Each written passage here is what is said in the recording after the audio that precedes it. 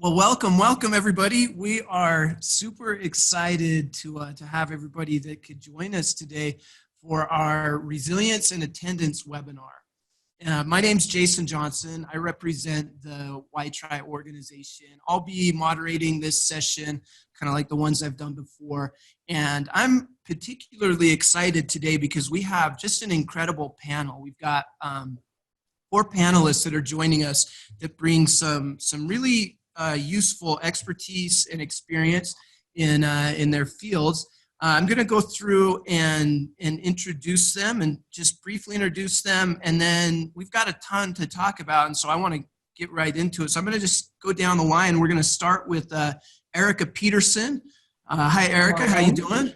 Good morning. Thank you. I'm doing well. Welcome. I'm going to talk about you for just a minute, see if I can embarrass you a little bit. Erica's got nearly 2 decades with School Innovations and Achievement, SIA. She's the National Education Manager. She draws from her longstanding relationships and involvements with CSBA, COSA, TASA, and then the CASQA, California Association of School Counselors. That's correct, right? Child Welfare and Attendance. Or Child Welfare, excuse me. I'm sorry, I got that wrong. Offers districts insight and ways to connect strategies with proven practices. Throughout her tenure, Erica has worked with hundreds of school district executives providing solution consulting in the areas of school attendance, organizational effectiveness, special education, and state mandated program compliance. So welcome, Erica. We're thrilled to have you. Thank you. Thank you. Next, we've got Scott Myers. Scott's been an educator for 16 years in the Folsom Cordova Unified School District, where he served as a teacher, an assistant principal, a child welfare coordinator, and currently he's the director of behavior intervention and student services. Currently, he oversees a variety of areas, including student discipline, expulsions, educational law, bullying prevention, character development, behavioral support and interventions, and attendance. Regardless of where he's working with students, firm believer in developing social emotional skills and utilizing a whole child approach. Welcome, Scott. How you doing? Good morning and good afternoon, I suppose. Next, we've got Ashley Wright. Ashley is our celebrity counselor from Conroe ISD in Texas. She's a passionate counselor and educator and student advocate. She currently works as a school counselor in Conroe ISD, Texas. She's been an educator for the past 13 years. Recently received the 2019 Elementary School Counselor of the Year for Texas School Counselor Association. Serves on the TSCA board as an emerging leader, and she loves school counseling. Ashley's passion for advocating for kids is infectious. We're thrilled to have you here. Welcome, Ashley. Hi. And then last but certainly not least, we have Christian Moore. Christian's the author of The Resilience Breakthrough. He's the founder of the WhyTry program, internationally renowned speaker, licensed clinical social worker, advocate for youth. His programs have impacted thousands and thousands, currently over 23,000 different organizations throughout the country. Very passionate about advocating for and helping kids. So Christian, we're thrilled to have you as well. Welcome, Christian. How you doing? Doing great. Good to be here with everybody. And then, like I mentioned, my name's Jason Johnson. I'm a school psychologist by trade. I oversee research and development for the WhyTry organization. And I'm always just humbled to be able to kind of be in the presence of these incredible people that we bring on to share their ideas. So without further ado, I think we'd like to get right into it. So we've got a panel of 4. The way we're going to organize it today, I'm going to kind of send questions your way and then let you talk. We have some kind of cool balance. We have 2 real experts, field experts. Eric is a field expert on the topic of attendance. Christian's a field expert on the topic of resilience. And then we have Scott and Ashley, who are kind of our experts in being practitioners and actually putting these things into practical use. And so I think we'll have some nice balance of approach on these. The first thing I wanted to start with, since this is a webinar on attendance and resilience, I thought maybe we could just get some working definitions of those terms so we make sure we're all on the same page. Erica, if you wouldn't mind, maybe give us a working definition for attendance, and then Christian, if you wouldn't mind, give us a working definition for resilience. Sure. Thanks, Jason. You know, attendance can mean all sorts of different things to all different people. And so to us, attendance means engagement. In fact, we often use the term showing up because it applies more than attend. It's really around the spirit behind attendance, which is being present and engaged. And so that's how we talk about attendance and what it means. All right. Well, resilience, I always tell people the number one ingredient you have to be resilient. You have to have something to bounce back from. We have to have some type of suffering, some type of difficulty to overcome. And so resilience is the ability to bounce back when you have every reason to shut down, but you fight on. You continue to put one foot in front of another when, again, you have every reason to stop doing that. And I'm always fascinated by, people who are able to do that and what causes them to do that. We know there's an internal resilience we can tap into. We call it the 4 sources of resilience. So that's what we've been teaching the last several years, is where does resilience come from internally? And we focus on something called relational resilience, where you go through the motions, you don't give up because another person needs you and you need them. The more people who need you and you need them, the more likely you are to push through. And then something called street resilience, where you use any type of disrespect or past mistake. Is to mess up is to be human. So we use those mistakes as a reason to push through. And then resource resilience, just maximizing internal, external resources in our environment, talents, abilities, other people. And then rock bottom resilience is, when you tap into hope, you find the hope to give up in those lowest moments. And you're able to say to yourself, how do I use that suffering? How do I use the pain as a reason not to give up? Love that. Thank you. Anything you want to add, Ashley or Scott, as our kind of boots on the ground? Sure. What's your insight on the topics of attendance? Those were great definitions. And to kind of marry the two, I don't think we can ever assume that our students and families and our staff have that skill right now at all times. We can all get outside of our comfort zone. And I really look forward to today, spending the next hour discussing how we can come up with strategies and how we can, assist all of our stakeholders to build their resiliency.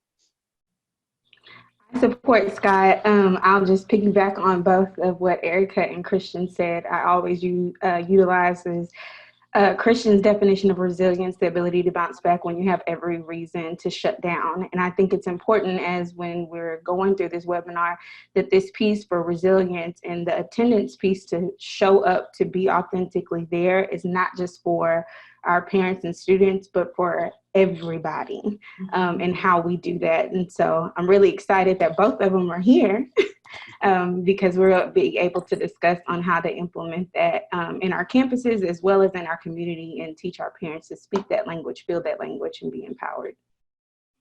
Love it. Love it. Thank you. I think that leads us to the next place that I think logically makes sense to go. And that's, tell me a little bit your opinions on the connection, the relationship between resilience and attendance. How do those two impact each other? What's the overlap there? Christian, maybe I would throw to you first on this. Can you connect resilience? Yeah. I think resilience helps students work through the roadblocks to attendance. I would say it's kind of the lifeblood of that engagement. I mean, the human condition is, when we're going through something painful, kind of they're built-in defense mechanisms. We want to disengage, and that's normal. When you're going through a crisis, or you feel rejection, or you feel the mountain's too big to climb, the obstacle to make it to school is tremendous, whatever the issue is. Resilience is that inner fuel to be able to show up. Is oftentimes when a child doesn't want to come to school, 100% of kids I've ever seen that don't want to come to school, they're dealing with a pretty intense negative emotion. They're upset about something. Their emotions tend to be kind of negative. What I love about resilience is, for years I thought I had to get rid of the negative emotion for them to engage. And what I love about resilience is we can show them through resilience that if they're feeling angry, sad, scared, or nervous, that can be the fuel to engage. So we show them how to maximize the negative emotion, as well as if they can tap into the positive emotion, that's great. but it's just kind of really starting where the student is where I see it, how it ties to engagement. You know, I think that's really accurate. And attendance, you know, or rather absences, it's a symptom, right? When we have to get to why is it when kids aren't showing up, why they're not present, what's going on. So it's one of those things that we use as an indicator. And so attendance is that sort of measure of engagement. It's a way we can sort of assess if there's skills related to resilience that are lacking, and it has all kinds of implications. And so that's really, I think, the thing that I want people to understand is that we're, you know, especially the challenge that distance learning creates when we can't have that direct relational connection to kids, that attendance then is that one indicator we can help use as a barometer to see how kids are doing. And I think you're absolutely right, Christian, in terms of like, you know, not ascribe, I don't know if it was you or Scott that said, you know, not ascribing motive. And so, but the thing I think that I want everyone that's listening today to understand is that not attending, not engaging has really dire consequences for kids. And that's then where we can use resilience and the skills and building resilience to address attendance when we see attendance suffering. So if it works, Jason, I'd love to share a couple stats to kind of have everyone understand the importance of attendance as an indicator and why it's so critical in the relationship to assessing resilience in kids. So if you don't mind putting up that first slide that I shared about absent kids. And it's really simple. Yeah, I think a lot of us know some of this stuff, but maybe some of us don't. So I just want everyone to have sort of a common understanding, which is that if nothing else, absent kids have harder lives. And so as we face this challenge of distance learning now and engaging kids, I think the other thing to look at is, you know, whatever school looks like in the coming school year, and whether we have a blended model with some distance learning still in place, as well as some classroom-based instruction. What we need to know is that kids need to show up in whatever that environment is. And so these are some facts. So I'm sharing some statistics, which is that, you know, if kids are chronically absent, and we talk about chronic absenteeism, there's sort of a universal or accepted definition of kids missing 10% or more. But when kids are chronically absent early on, they're not on track in terms of reading acquisition. And reading acquisition then has all kinds of consequences, because around that 3rd to 4th grade, we go on to know that if reading skills aren't set, it sets us up because we're using those skills then for additional learning. So that axiom of learning to read so that we can later read to learn happens around that time. And so kids who don't get that right are set up to maybe not actually graduate. And if we don't graduate, there's all kinds of negative life associations that we can attach to being a high school dropout. Incarceration rates are just one, but lifetime earning potential, right? As far as having a job that doesn't require a high school diploma, possibly, and one that might. Home ownership rates are lower for high school dropouts. If you go to the next slide, I think it kind of tags onto it, because absences and attendance and not showing up is predictive to all kinds of indicators. So we talked about reading. If we talk about graduation rates and dropout rates, then this is from University of Chicago. And I didn't send you the link to that, Jason, but I will at the end, or we'll post it or something. But I did put the citation at the very bottom of this slide for everybody too, if anybody wants to look it up. But they looked at 9th graders. And the percentage of what they looked at is graduating in 4 years, right? So on track for graduation. And what they found is, in terms of what a strong predictor or strong mediator absences had on graduating on time. And so what we see is as little as 5 to 9 days of absence per semester. So that second bar on the left, graduating on time drops from 87% to 63%. It's a powerful mediator that's not talking about other indicators, right? This is the effect that attendance has. And similarly, they looked at absences on GPA. And I thought that that was really important because they looked at high scoring students. And so if you look on the right, the chart on the right, GPA drops from a 3.0 to 2.7 with just as few as 5 days of absence. So that's really, to me, when we talk about resilience and keeping kids and people strong during these times, it's because these are some of the kinds of consequences when we aren't paying attention to attendance in terms of outcomes for kids that can have really profound effects. Awesome. Thank you. Thank you. Ashley, Scott, what insight, what ideas do you have about that connection between resilience and attendance? I'll jump in. One area that I have to mention, those slides are amazing, and I'm stealing those, by the way, Erica. Okay. But I think we already have a serious inequity in all of our schools, whether you're on the East Coast, West Coast, and that inequity, because of COVID-19 and distant learning, is going further and further. So our students who are at risk, our students in poverty, our students, our special education students, they are the ones that this is impacting more harmfully. So going back though to the school standpoint and the district level, I think a lot of what you're going to hear us talk about today, we can all fall back on investing in strong relationships and connectedness. And those are going to turn a lot of these, what could be confrontations, into conversations. And it truly is an investment that I know schools across the country are doing, whether it's through their PBIS, their SEL. But I think now more than ever, we need to look at that equally as important as academics. Awesome. Thank you.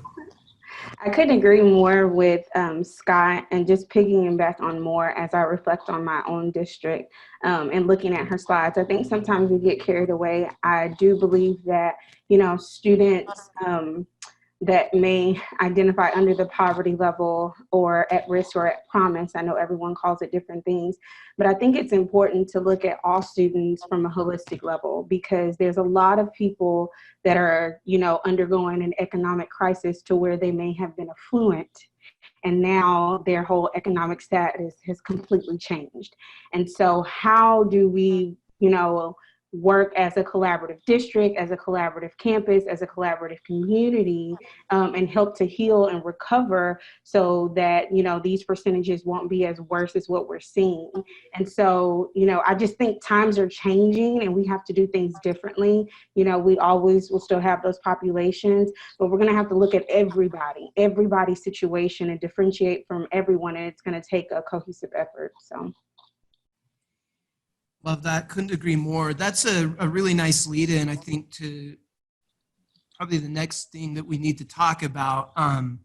We've obviously all been kind of forced into this distance learning model now. What does resilience and attendance look like for in your opinions? What has it looked like and what should it look like in this distance learning environment that we're in? And there's certain, I think, anticipation mixed with maybe a little bit of trepidation as far as what next year is going to look like. We're winding up this school year. We don't know for sure what next year is going to look like, maybe a blended model. We don't know.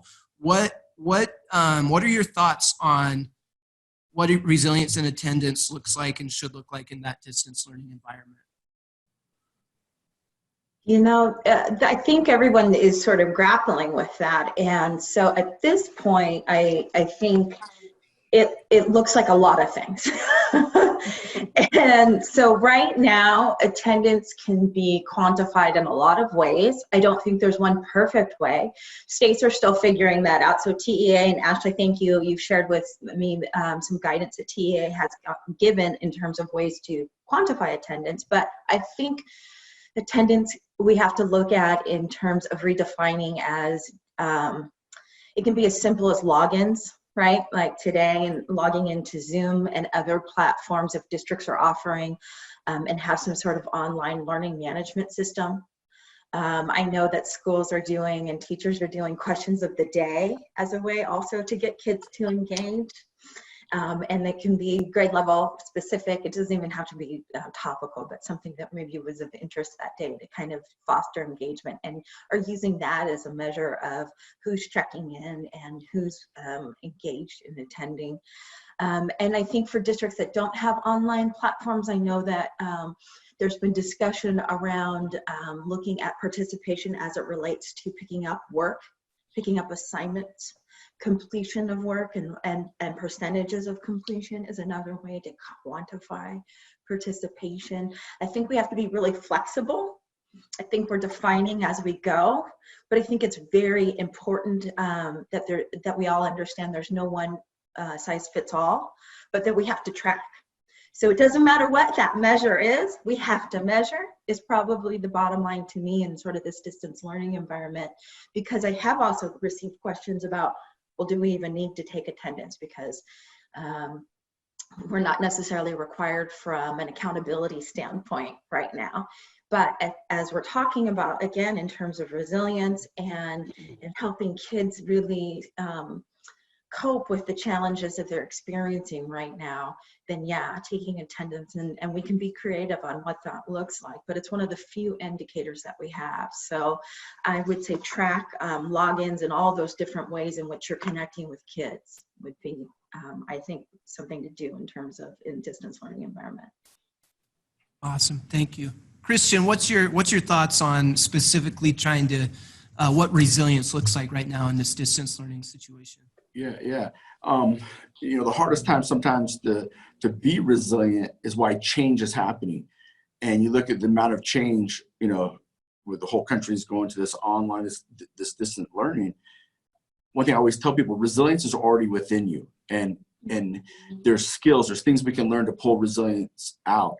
And one thing I've done as I've talked to teachers lately and different people is help them understand you're already resilient. What you've done to flip an industry on its head. I mean, very few industries flipped literally overnight. We had to start doing things very different.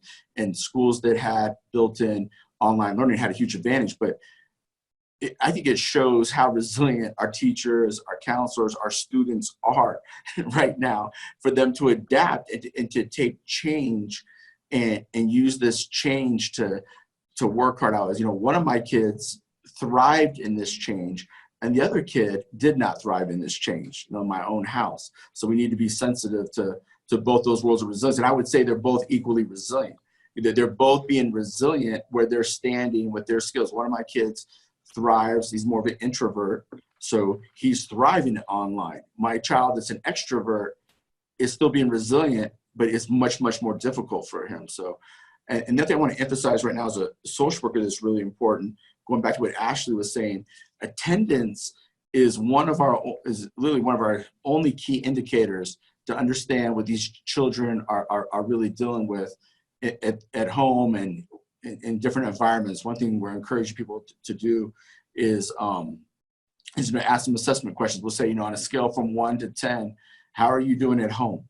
How's your home life? 1 through 10, we don't get anything personal, but they're just able to communicate, how they're doing 1 through 10 at home. How are they doing with their peers 1 through 10?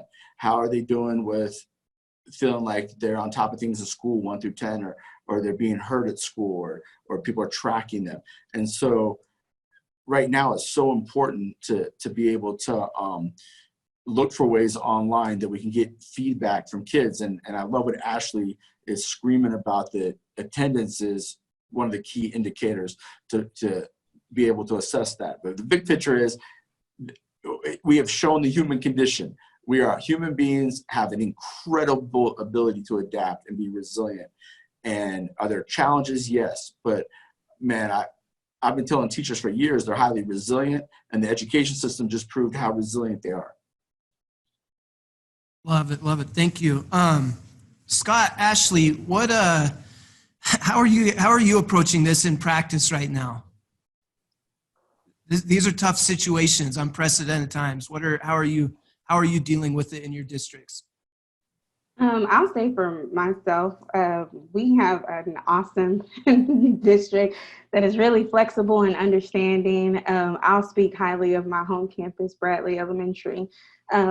Just being able to teamwork and collaborate with my admin, which is really important on just the needs of my campus. First, I think we need to make sure all of our staff members are okay.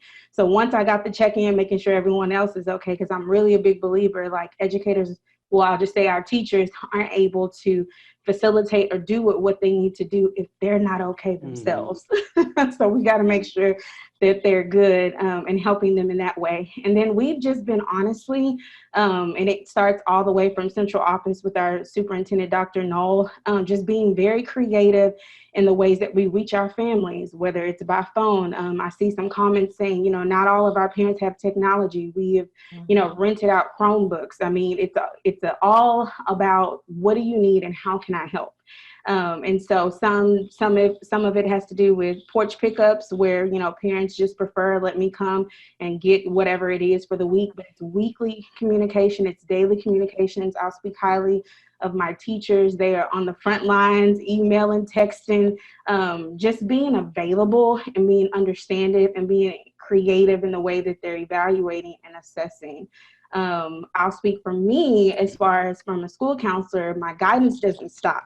So I've learned how to do things virtually. It's been kind of rough for me because I'm that live dancing, you know, excited counselor that likes to do hands-on. But I do believe that the social and emotional piece still has to go out there. And so I've found different outlets from YouTube, you know, if I make something on Twitter or do videos where I know that not all of my parents are on social media, so my principal will send emails, links, you know, of something in order to get their attention to make sure that they're still being involved. Because I think what's important too is parents still feel a part of the school community, even though they're not physically present. Thank you. That's great. And us too, we're just like everyone else. We're building the plane after it's taken off. And we certainly have not done everything perfect, but I always like to say experience is what you get when you don't get what you want. And we've got a lot of experience the last couple months. I think my biggest takeaway, what I've learned, is to get as many stakeholder groups involved as possible. It cannot be a decision made at the top floor of the district office. Students, staff, through surveys, our parents are taking the brunt of this. I have a 5 and an 8-year-old. I totally agree with our staff needs to be in a good place too. They have so much stress being thrown at them, but they're doing an amazing job being there day in, day out. Regardless if kids go back at the beginning of next year physically or we do a hybrid, what we do know is things are going to be different. And this change of mindset is hard. And it changes hard on all of us. But I do think we are all problem solvers. Everyone here, I think there's 1,000 of you. You could be doing something else, but you're here because I'd like to think you're trying to solve some of these problems. But I would caution you on taking that shotgun approach and throwing the kitchen sink at COVID-19 and distant learning. I find that taking that systematic approach, really a tier 1, tier 2, tier 3 intervention, which I will go over shortly, is really the approach we have to take from a practical matter, or else you're going to get unintended consequences. And we've certainly seen some of those as far as creating more chaos, creating more stress for our families and our teachers, even though we're trying to do the right thing. Awesome. Thank you. Thank you. That's a nice lead in. I think this is a good time now. A lot of people are asking, and I think one of the major takeaways people are hoping to get from this are some ideas, some strategies. What are some specific things we can do, I think, in general, but also right now and also in the upcoming school year for students that aren't checking in? What are some things that we can do to try to help boost that, improve that? That's, really, I think the golden question everybody's dealing with right now. Yeah. Go ahead, Erica. Sure. I think I think we've kind of all said it, but I want to say it again, is the first thing to not do is to make assumptions as to why Mhm. folks aren't checking in, ascribing motive. And Ashley, you said it, circumstances might be changing. Families that have never experienced unemployment may be, have had job stability and things like that. So I think that that's really important for us all to understand, is not to assume that lack of check-in or connection attendance isn't due to lack of parent care and concern. Parents are very concerned. PK, the Parent Institute for Quality Education, did a survey and released the results. It's on their website, but they had a webinar last week, and parents are very deeply concerned, actually, about how this is impacting their children and learning loss for their children. So I just want to start off with that as kind of it. But I think for with that as as a background basis, then we really need to seek to understand, and really through additional means of communication, checking with parents. We've talked a little about the digital divide. I've heard it mentioned, but we should probably address that because it's real. Scott, you talked about it. It's everywhere, and it's frankly in our faces right now. And so so to me, do you mind putting up slide 3 for me? I think there's three things for sure that I think that are part of where we start. And so if you could share that. We talk about attendance, but again, I think it goes without saying to take attendance right now, and so redefine it for whatever it looks like at your school around participation and check-ins. But you have to take attendance to know who's connecting. And so if students aren't checking in, hopefully it's through those measures that we've identified that. And then the next piece then is that connection, right? And communicating with parents. And for us in the attendance world, we're really talking about interventions. And so as we communicate, not ascribing a motive, what I recommend then is that communications are positive and not that sort of accusatory, that we're communicating effectively. I know a lot of times communications have a lot of legalese sometimes from schools, a lot of ed code citations, and realizing our parents aren't necessarily attorneys, really just seeking to understand and coming from that place. With the digital divide, what has been interesting to me, I read an article last month that at that point in time, Los Angeles Unified School District was not regularly connecting with 45,000 kids. Mm-hmm. And part of that was exacerbated by the fact that parents don't have internet, or maybe parents are working from home. There's one computer in the house, and so that child can't get online and connect.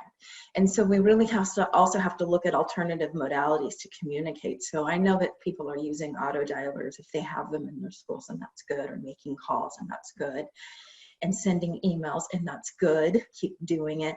But also looking at mail-based communications is really critical at this time, because what we have found in the data with the districts that we work with is up to half of the student information systems don't have good emails. And they're either blank because parents haven't entered the email through the parent portal, or they're bad email addresses, they're hitting spam filters and firewalls and things like that. And so the messages aren't necessarily being reached. So we've got to get creative and use every channel that we can. And so that's something to think about. And other things I think we need to do right now then is to quantify the data. Then if we're tracking attendance, is to start looking at who are our kids that aren't showing up. I suspect that when we talk about chronic absenteeism, that kids who are chronically absent before school closures are probably some of the kids that may not be connecting now with school closures. And so that empty chair has just gone from the classroom to the living room. But we've got to look at the data, we've got to look at the patterns and trends and see that. So these are the things that I think in terms of strategies we have to do right now. Do you want to tag on to that in terms of what else people need to be doing? Scott, I know you're doing some things, so. Sure. I totally agree. We need this data. I'm very concerned. How many of you, if you were lucky enough, had a full week off for spring break? When you come back, I don't know if you're like me, it takes me a day or two or even a week to get back into the swing of things. And when we're talking about going 5-6 months without any kind of structure, we're going to see this, and it's going to come hard. We better be prepared. We need to be prepared. This is something that we need to be preparing for right now, but we're only as good as the data we have. So one of the areas that I mentioned earlier is splitting it up into the different tiers. I sound like a broken record, but that connection to the school, if a student feels connected, and I know there's always outliers, but the more they feel connected, even if it's a particular class at the secondary level, they're going to do better in that class, or they might attend that class. But the weekly messages from principals and from a teacher check-in that's non-academic has been very powerful. That feedback we've received from our climate coaches at each school when we met. They're doing virtual spirit weeks, postcards, homes. From a district standpoint, we're doing our weekly FAQs, our information. It's a fine line between overload, but there's also a fine line when we don't communicate enough. So, Jason, can you pull up the wellness resource page? Yeah, the web page. Yeah, this is something we've created, and it actually, if you get into the weeds, there's a lot of information, but we're really, I like that Erica really highlighted some of the root causes that we're seeing. That's what your stakeholder team should be really identifying and then using data to move forward. Mental health, whether it's qualitative or quantitative data, we know it's having a huge impact. Our family resources, some families have concerns other than just education. We have our community resources, our SEL resources. We've created an area where you can actually fill out a mental health referral form, and we'll get back to you within 24 hours. So a lot of this is probably not being seen, but we need to have that resource for a solid tier 1. And then tier 2, we have a team, myself and a principal, we go out, or assistant principal, we do tap and chats, non-punitive, where we'll go for our students who have not checked in at all. And we simply just are there to offer support. We leave a little doorbell hanger, say, hey, we miss you. What can we do to help? We've also through a A2A attendance, attention to attendance, and we've sent support letters home. And these are not, hey, you haven't been checking in. And Jace, you could pull that letter up too, but it's simply, is that one in the slide deck? Yeah, that's in the slide deck. And okay, the reason I think is twofold. One, it offers a variety of areas of support, from technology to SEL to just what can we do to help. But it also holds accountability for our school sites to create a system for participation in attendance. Because as a district personnel, that's my job, to make sure that every one of our schools are using common ways to collect attendance and participation. And so we have this data that we can utilize this summer, and we can have a plan rolling out. And then tier 3, we actually have attendance behavior intervention teams that our behavior specialists are charged with, and they are working, building connections with families. They're providing that technical assistant. They're really the liaison between the class teacher and the family. And they're working with, I believe, about 30 students right now and their families. But I can't emphasize what Eric said earlier. Erica said, we're only as good as the data that we have, and we need to have a consistent way to collect this data for participation. And on slide 2, I've learned less is more sometimes right now when you're asking teachers, but we've created a very simple yet effective way for us to look just through good old school Google Docs, Google Sheets, and to find out about checking in. And it can't just all be whether they're using their Schoology, but the weekly check-ins. And then we're actually having our teachers keep track weekly. We're asking them to reach out at least once to have contact. Again, this is something that from the district level we need to be in charge of, because if we don't have this information, we're going to struggle. Thank you so much. I want to go to Ashley now, because I think, Ashley, one of your superpowers is connecting and engaging kids. And I'd love to hear what you're doing right now for those kids that aren't checking in. And then Christian, maybe be formulating some thoughts on what I'm curious your opinion on what you think SEL looks like right now, kind of in that distance learning model and how that overlaps with attendance and resilience. Well, I know I was watching some of the comments too, so I was listening to y'all. One of the biggest hiccups is, for some of our teachers not being able to use their personal phones to call students, and just that anxiety of just, well, how am I still able to contact? So we've, looked into several things, whether it's Zoom, whether it's Google Voice, whether some of them say I'll just dial private. We continue to reach out and document accordingly. I know that TEA has put out some new crisis codes that we're about to embark on. And so with the data, depending on, like I said, every classroom is different, every campus is different, and my campus is different from several others. We have continued to meet weekly and talk about our students. One of the things I pride my principal on is that we still have our weekly team meetings, and on the top of the agenda on the student section, if there's some students that may need a little help and may need a little bit more support, or even if something emotionally is going on in that family, we make that known, and do our best in order to help.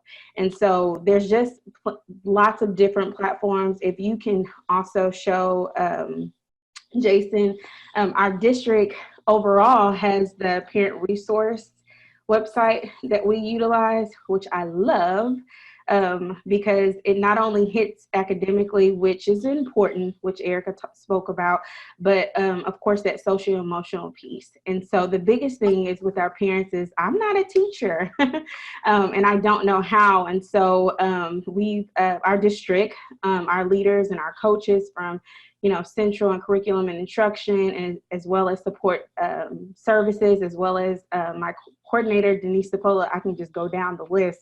Everybody has been one cohesive unit in order to create this type of digital learning instructional overview. So as you see, it has differentiation between every single grade level, which is important. And then if you scroll down, let's see.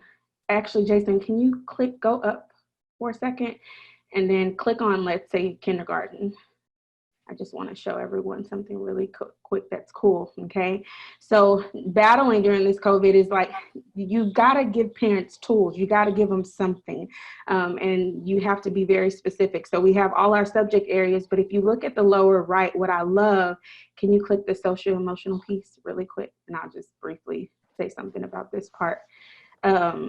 I love how our district has encompassed everything that you can think of that's regular academic instruction. And then we have certain things, and as you go down, it actually gives parents certain activities that they can do for their kids inside their home, which is super important because, again, like Christian said, it's all about building relationships and also giving parents the tools on the how to.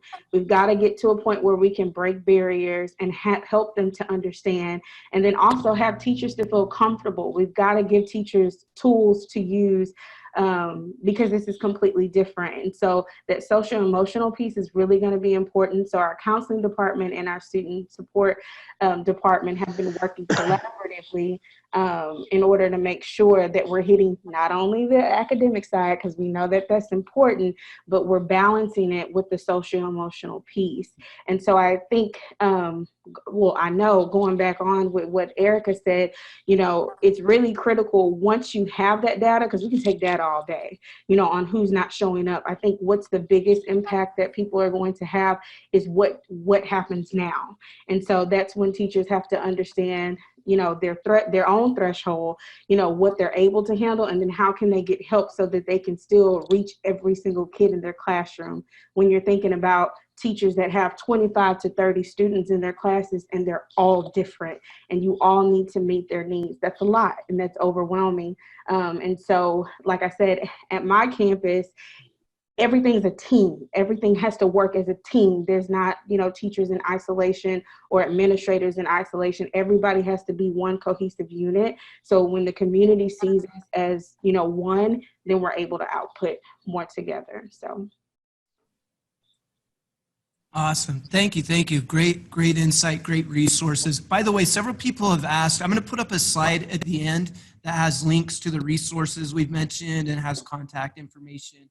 And then we're recording this, and the video of this webinar will be available as well. Christian, I want to get your insight a little bit right now on, what we can do to help students check in, and specifically how we can help bolster resilience, and what role SEL has right now in this kind of distance environment that we're in. All right, awesome. I see a couple people are asking what SEL is, or what that stands for, as social and emotional learning. And I love what you were just saying there. The teachers and the staff need these supports as well. And one thing I have found that's been really powerful is like, Scott, when you're talking about, doing the tap and chats, you get something out of that. I'm sure when you engage with someone, it's healing for you when you do those things, or you link a family to mental health, referrals and resources and stuff. So I like how you guys are engaging the whole school district to do some of this reach out, some of the district staff to really reach out and do that stuff. And that's so important for the adults as it is as for the students. I have a team of friends who are principals that are getting together. They go to the school parking lot. They stay 20 feet apart, but these principals are getting together. And I had a group of kids the other day. We're getting together, and this assistant superintendent and two of the principals showed up because they knew kids were meeting in the parking lot, and then they kind of stood in between the kids and kind of did some funny stuff, motivated. So all those interactions are so important. And I think what's really important is the quickness of the stuff. I know you talk about they follow up really quick.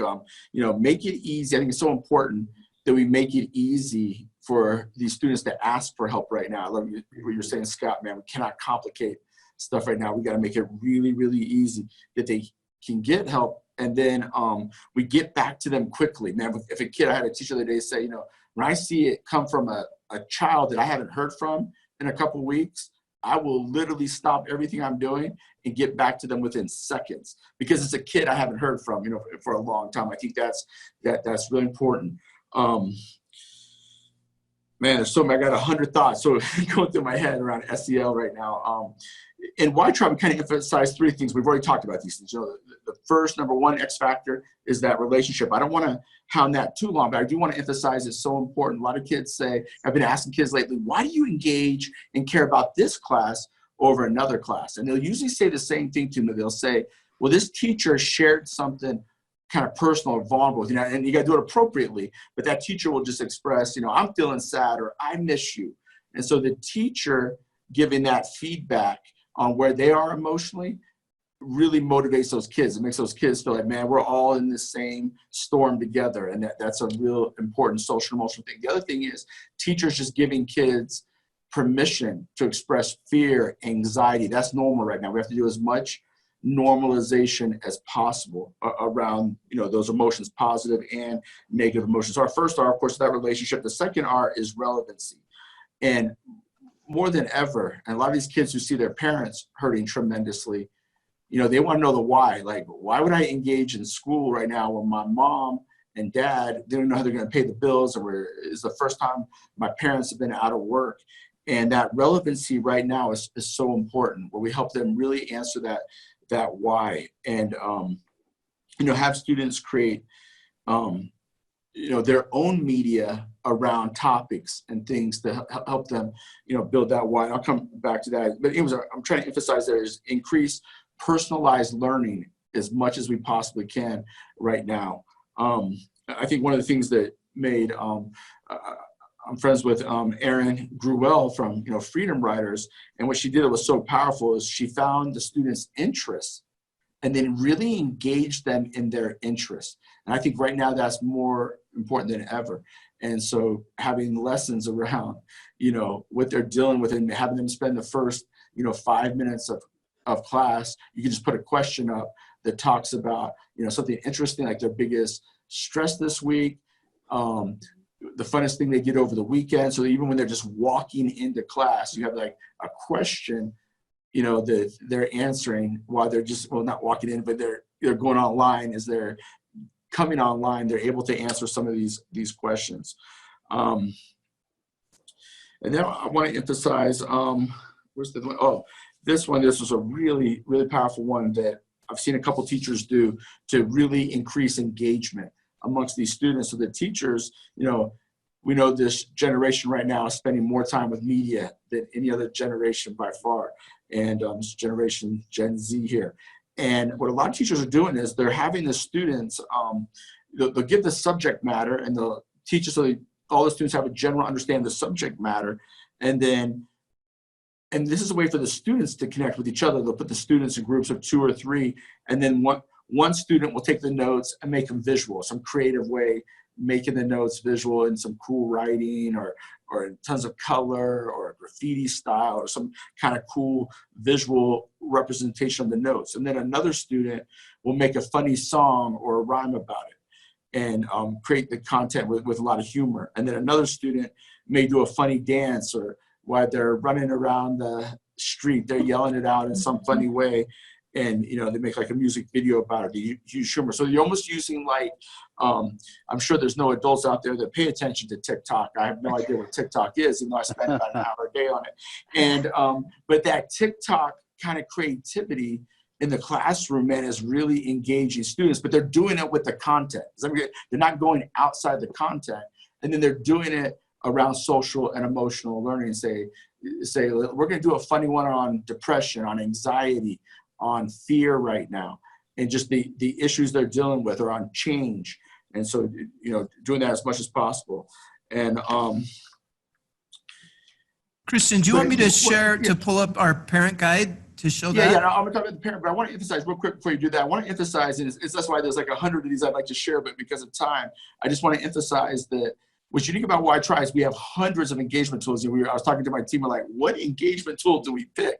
I mean, everything we try to do, whether the social emotional skill we're teaching, we want the child to visually see it, hear it, and then physically experience it. And then we have hundreds of art activities, music activities, tons of examples of, like, you know, news in the here and now, you know, stories from their own life, stories from other people's lives. You know, narrative is so important right now.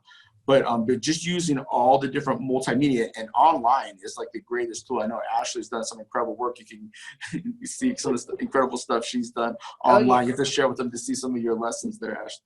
But that multimedia thing is so important in engaging the students right now. And then we have, you know, hundreds of activities for parents to do with kids. But we have a resilience thing you can get online, kind of a family resilient manual to help the families and the kids connect in doing tons of resilient activities. There we go. There you go. You can see the parent guide there, and you can see there's an incredible amount of activities there. Mm-hmm. For the families to do. And teachers are even taking some of these skills. You can pull some of these out and do some of them in the classroom as well. And then we have our WhyTry curriculum that is full of hundreds of engagement activities.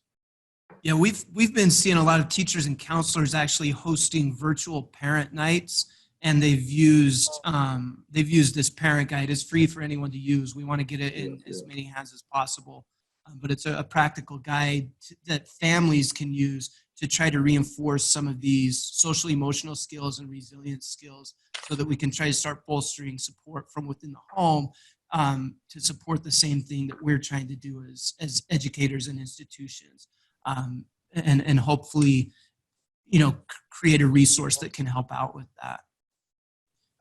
So yeah, you can access that by going to whytry.org, scrolling down to our parent guide, or go to resilienciguide.org. Did you have anything else, Christian? Yeah, I was gonna say too, if the teachers want a little motivation right now, I just got several texts this morning about this, that we have, you can listen to our podcast online there. If you go to, it's called the Resilience Breakthrough Podcast. And a lot of teachers are saying that's been something that's motivated them, had an impact on them. And we're gonna be talking a lot of different topics on there. So please check out the Resilience Breakthrough Podcast and anything we can do. I mean, this team here, and this is what, you know, we've done for the last 20 years. We want to make sure that kids have the tools, that teachers have the tools to engage kids in teaching social and emotional learning. And it's something that's easy to do, is relevant, and connects with them. And but I think it's so important that we do those assessments around, really checking in and asking kids, how are you doing, especially in those three main environments, home, school, peers. And you don't have to get into the meat of it, but just they can generally express what they're dealing with. And then we're able to check in and see how a lot of these kids and families are doing. And I know parents, a lot of these kids, when they learn these skills, they'll go share them with their family. They'll share them with their parents. I had a child in Baltimore not too long ago who literally, his dad was rock bottom, and he sat down with his dad and he showed his dad how to take his negative emotions. And his dad had applied for like 3 jobs the day before. And then the kid showed the father what to do with those negative emotions, the anger, the frustration. Said, Dad, you got to use this pain. And the father went and applied for like 12 jobs the next day. And one of the jobs panned out. It's a long, kind of crazy story. I don't want to go. But these kids, is very empowering to these children when they know what to do with their negative emotions. And I tell kids the truth. A lot of adults don't know what to do with their negative emotions. So if we teach you this skill, we want you to pass it on. You got to be patient with people that don't know what to do with the suffering. But what makes us human is the fact that we do have suffering, that we do make mistakes, we mess up. That's what's special about being human, is that we react with depression, we react to things with anxiety. To feel those feelings is normal as breathing. But the secret is we got to take those feelings and use them as a reason to show up to school, to turn in your homework, to not give up, to not shut down. And to know, and that's why those 4 sources of resilience are so important, that all children have access. I looked at years ago, I looked at thousands of kids that were dealing with high trauma. What was enabling them to bounce back is they had the ability, we call it flipping the switch, where you say to yourself, how do I use this suffering? How do I use this pain as a fuel source? And then the ability to tap into both positive and negative emotions. There's no law in the universe that says you cannot take change or crisis or negative emotions and create a productive outcome with it. And when you understand that, that's one thing to tell someone, that we better make sure they have the tools to do that. And that's really what we're trying to do in WhyTry. And I know that's what Scott and Ashley and Erica, everybody on this panel has devoted their lives to. So you guys are all my heroes, and every educator out there, man, there's no easy answers to this, but we want to make sure you have the tools. And the tools are out there, and we got to make sure everybody has access to the tools. Thank you. Awesome. Jason, I'm wondering if it might be helpful to share some of the tips that we had put together for effective communication, as we kind of, for everybody, in terms of where to start. We know we want to get some of these tools, the SEL tools, to parents. So for practitioners, for teachers, for child welfare and attendance, we put, our area of support is really around communication and how we communicate. So that last slide that I had was just some strategies and tips as you go, okay, we are tracking and we're looking at the data and we need to connect with kids. And we know we're having trouble connecting with kids. So as we're communicating, here are some things that I think to keep in mind that I want to share with you. As we talk about the digital divide, mail-based communications are highly effective in changing behavior. Believe it or not, there was an actual Harvard study that showed a series of mail-based communications could reduce absenteeism by 15%. So the things to think about then when you're communicating, and everybody's already said some of this about keeping things simple and clear, is really important. So really, and I love where you had talked, Christian, before in a previous conversation we had about thinking about those key 3 or 4 things that you need to communicate. So keeping messages to people short is really important in this time, because we're being so overwhelmed. Just our emotions are, and we can experience that. And so that supportive versus punitive tone, I think, is really important to keep. It's how we talk, how we communicate. Scott, and those distance learning letters that we're supporting you guys with, right? It's talking about "we've missed you" is how we start that communication that we're sending out to your families that aren't checking in. So that positive and kind of aspirational and tapping into what parents want, which right now is their care and concern for kids, that you share in that.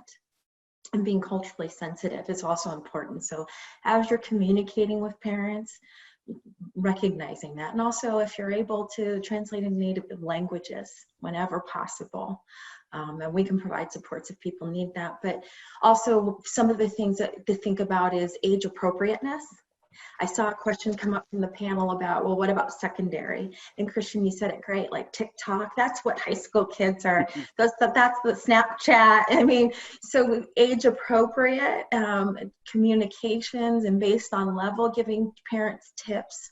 You know, we do a campaign that we call Everyday Learning, and it's talking about things that you can do that parents are already doing every day in the home and turning those into learning experiences for the child. And so those are some things to look at then, you know, maybe helping children measure as you're making a recipe and things like that as math skills. And so really looking at your messaging and making sure it's age level appropriate. And then there's a concept around effective frequency, and it's a term used in communications and marketing, where they talk about how often somebody has to hear something in order to realize they've received it.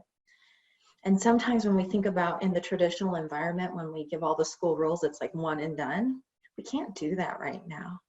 With how everything's coming in and hitting everybody, effective frequency is really important. That you tell people what you told them, then you told them what you said, and then you tell them again is really the key. And there's that sort of rule of 7 that is used sometimes in marketing, but you've got to keep repeatedly asking parents to check in and students to check in.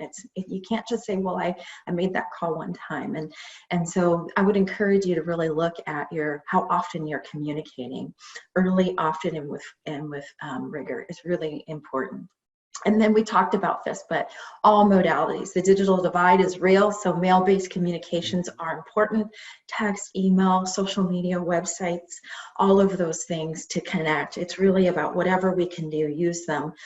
Use every modality at your disposal. And don't forget everybody. So include all stakeholders in all parts of your community. So share out with your community, even if children, share with your local agencies and partners what the challenges are. They may have connections. That's what I loved about the partnership that we had when coming together with WhyTry and everybody on the panel today, right? We're sharing resources. And so not just with our parents, our teachers, and within but also our community at large.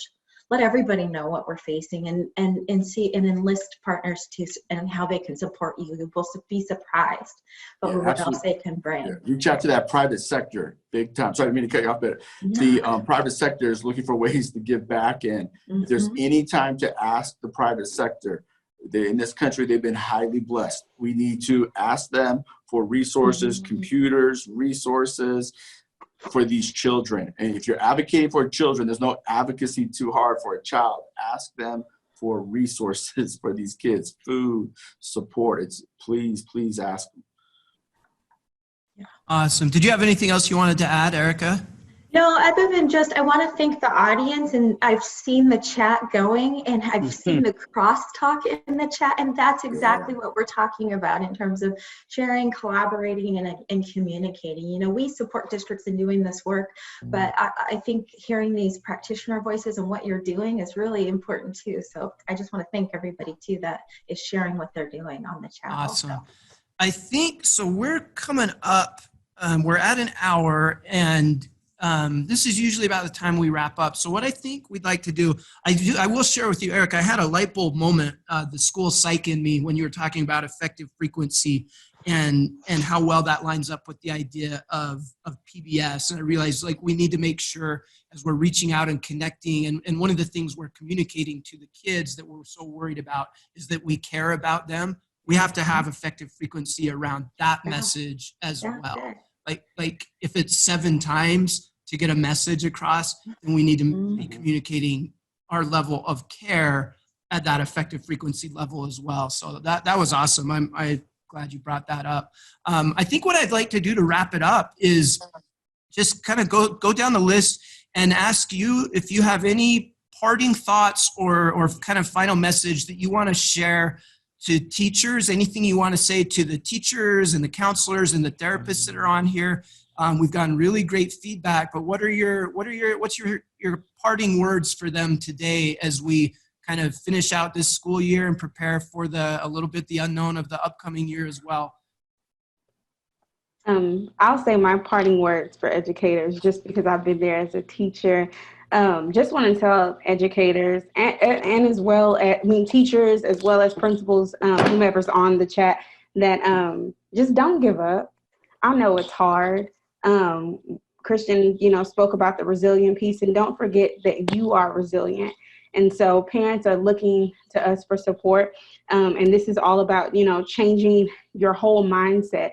I know we've gotten comfortable into how we do things throughout the school year and how school should be, but be open, be available, and just, let loose some of the things that we have probably tried to hold on to. Like, I just don't want to do technology, but just relax and accept that and understand what your threshold is. And so for some of those that may be like, I've just, Ashley, it's easier said than done, and I'm not comfortable, ask for help. I love how Erica, said that she saw the cross-talking, ask for help, and build collaborative teams within, your campus. And then my last thing I'll say is that if there's any, officials on the call or, administrators on the call, we have to arm our teachers with the words to say to our parents in a way that they can understand and the way that they know that we care. So one of the things I'm always, telling my teachers when they're speaking to parents and they're overwhelmed and they're frustrated and they're just mad, maybe just ask, how can I help? And allow them to express that and, do things 10 times over in order to help them. And so I'll just leave with that. Just, don't give up, stay in the fight, be sensitive and understanding, and just be willing to do whatever it takes. And don't forget your why. Don't forget your why. Mm-hmm. Love it. Thank you. Scott. Yeah, I would just like to emphasize we are entering, all of us, with some budget concerns, to say the least. All of us, I'd ask you to advocate for your mental health specialists, your counselors. I'd advocate for continuing implementing SEL district-wide if that's not happening. Our classrooms are the safest, best spots to discuss resiliency. So if I know WhyTry is a great organization. I'd really start recommending planning for the beginning of next year, because I think the more we plan and invest now, the better off we're going to be. I just want to thank, I've been reading the comments and I feel like I've gotten more than I've probably brought. I've written down 2 pages of notes. So thank you all for out there that are boots on the ground, and keep fighting the good fight. Awesome. Thank you. Erica. Yeah, I mean, I think everything that everybody else has said, I echo. I mean, we are here for you. We're here to support you, and thank you for what you're doing. As teachers, you're taking the brunt of it, I know. And so just keep talking and sharing and telling us what your needs are, because we're listening and we are here to support you and want to do whatever we can to help you. Love it. Thank you. Christian. Yeah, I just want to encourage everybody. I've seen different people pop up, the school nurses, school social workers, mental health workers, school counselors. They're all trained in crisis work. So seriously, teachers, turn to your mental health workers there in the schools and ask them for help. And I think, to ask for help right now is more important than any time, because there's a lot of new stuff we've never experienced. I mean, I'm experiencing things right now I've never experienced in my life. And, I've been 7 million miles around this planet. I'm an LCSW, and I'm experiencing emotions and different things I've never experienced. And so since this is new to so many of us, another thing that's really important is we give ourselves, my last chapter in the book, The Resilience Breakthrough, is self-grace. And if we can't forgive ourselves when we mess up or make a mistake, we have no desire to bounce back. We have no desire to be resilient. So just be very forgiving of yourself. And if you have a bad day or you don't feel motivated one day, it's okay. It's okay. You're human. And all we can do, resilience is not a destination. Resilience takes place in the striving. All any of us can do is do the best we can with the reality of our situation, who our boss is, our physical health, our emotional health, how much food we have or don't have in the house.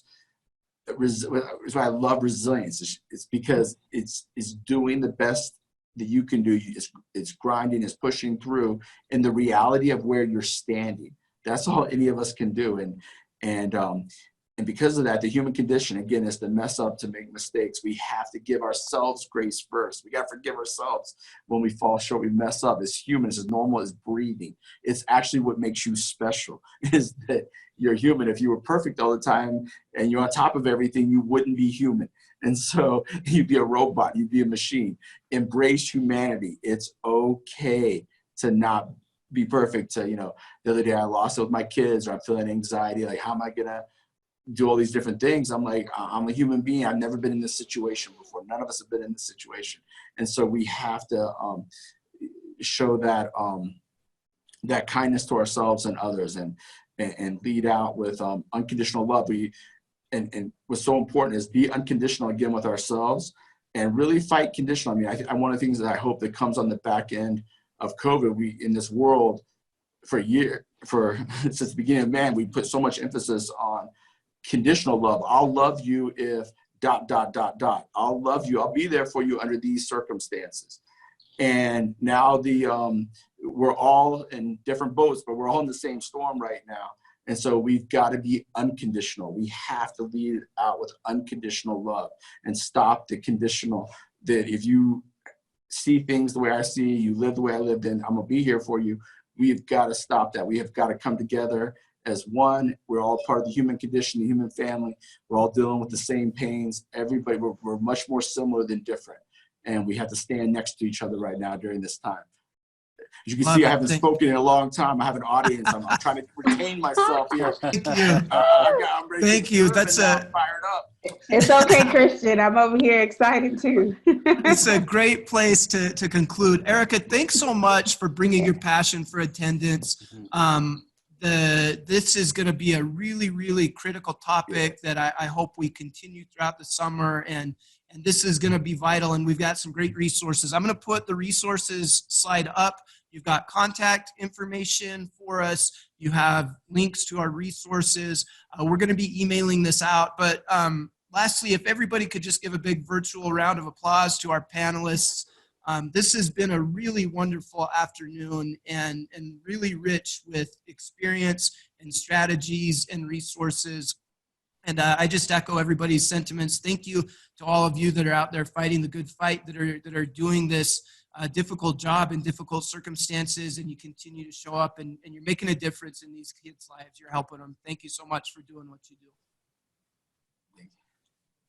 All right, that's all I've got. I'm going to leave the slide up for a while, for a few minutes, so you can access those resources. But thank you, everybody. Erica, Ashley, Christian, Scott, you did awesome. Thank you so much. Thank you. Thank you, everyone who joined. Thanks, everyone.